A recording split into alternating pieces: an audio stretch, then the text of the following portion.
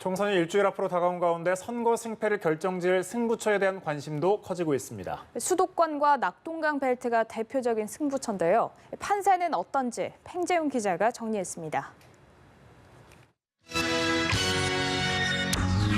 총선을 앞두고 놓치지 말아야 할 뉴스 파워포인트 시작합니다.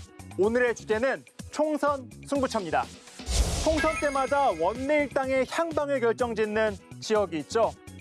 이 지역을 차지하느냐 마느냐에 따라 승부가 엇갈리는데요. 주요 승부처 하나씩 짚어보겠습니다. 먼저 수도권입니다. 서울과 경기, 인천, 이 의석수를 모두 합치면 121석이나 됩니다. 전체 지역구의 절반 가까이 차지하는 숫자죠. 수도권이 총선의 항배를 결정짓는다. 이 같은 말이 나오는 이유입니다. 지난 총선의 결과 어땠을까요?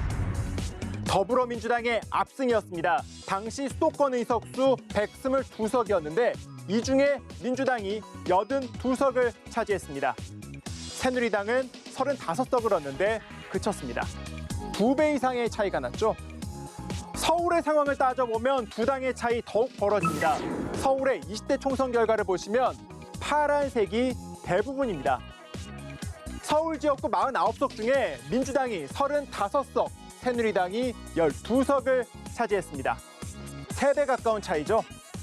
특히 보수색이 강했던 강남 3구의 8개 선거구 중 민주당이 3곳이나 가져가면서 판이 달라졌다, 이런 해석까지 나왔습니다. 이번 21대 총선에서 민주당과 통합당이 각기 우세로 분류한 지역은 각 44곳, 21곳입니다. 전체 지역의 절반이 넘는 나머지 73곳이 경합 중인 것으로 보입니다. 수도권 이외에 눈여겨봐야 할 승부처 또 있습니다. 바로 낙동강 벨트, 경남과 부산 지역입니다. 부산 북강서, 사하, 사산, 그리고 경남 양산과 김해를 묶어서 정치권에서는 낙동강 벨트라 부릅니다. 9석의 지역구가 있습니다. 9석의 지역구, 적은 지역구라 생각할 수 있지만 전국 정당을 지향하는 민주당으로선 교두보가 되는 전략 지역이고, 통합당으로선 뺏길 수 없는 영남의 핵심 지역입니다.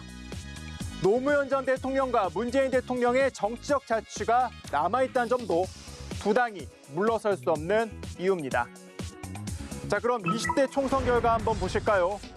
당시 민주당이 경남에서 3석, 그리고 부산에서 2석을 차지해 새누리당을 앞질렀습니다. 새누리당은 3석을 차지하는데 그쳤죠. 무소속으로 당선된 장제원 의원이 이후에 복당을 하긴 했지만 민주당의 5석을 넘지 못했습니다. 민주당은 낙동강 벨트를 포함해 부산, 경남 지역에서 모두 8석을 차지하면서 보수 텃밭이 무너졌다는 해석까지 나오기도 했습니다. 4년이 지난 지금 민주당은 동진악장을, 통합당은 탈환을 기대하고 있습니다. 하지만 어느 당도 우리가 우세하다, 이런 말은 쉽게 하지 못하는 상황입니다. 상당수 지역이 경합 양상을 보이고 있기 때문입니다. 여당은 지역 발전론을 앞세워 표심을 공략하고 있고, 야당은 정권 심판론을 부각하고 있습니다. 이 지역들 이외에도 전통적인 캐스팅 보트인 충청과 민주당이 탈환을 노리는 호남도 눈여겨봐야 할 지역입니다. 예측할 수 없는 21대 총선, 이제 선택의 시간이 다가오고 있습니다. 지금까지 파워포인트였습니다.